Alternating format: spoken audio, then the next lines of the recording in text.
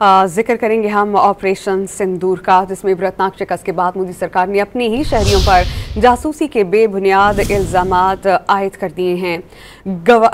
गुरदासपुर, उत्तर प्रदेश और अमृतसर से आम शहरियों की ठोस शवाहिद के बगैर गिरफ्तारियों का सिलसिला शुरू कर दिया गया है। ऑपरेशन सिंदूर से मुताल्लिक़ मालूमात मुबैना तौर पर ISI को देने के इल्ज़ाम में गिरफ्तार किया गया। उत्तर प्रदेश पुलिस ने भारतीय शहरी शहजाद वहाब को बगैर सबूत ISI एजेंट करार दिया। अमृतसर में 2 अफराद को भारतीय फौजी छावनियों के तस्वीर शेयर करने के झूठे इल्ज़ाम में गिरफ्तार किया गया, जबकि भारतीय पुलिस ने कानपुर ऑर्डिनेंस फैक्ट्री के मुलाजिम को सोशल मीडिया पर पाकिस्तानी जासूसी से बातचीत करने के इल्ज़ाम में गिरफ्तार किया।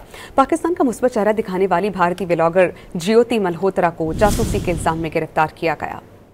उत्तर प्रदेश पुलिस ने भारतीय शहरी शहजाद वहाब को बगैर सबूत ISI एजेंट करार दिया। अमृतसर में 2 अफराद को भारतीय फौजी छावनियों के तस्वीर शेयर करने के झूठे इल्ज़ाम में गिरफ्तार किया गया, जबकि भारतीय पुलिस ने कानपुर ऑर्डिनेंस फैक्ट्री के मुलाजिम को सोशल मीडिया पर पाकिस्तानी जासूसी से बातचीत करने के इल्ज़ाम में गिरफ्तार किया।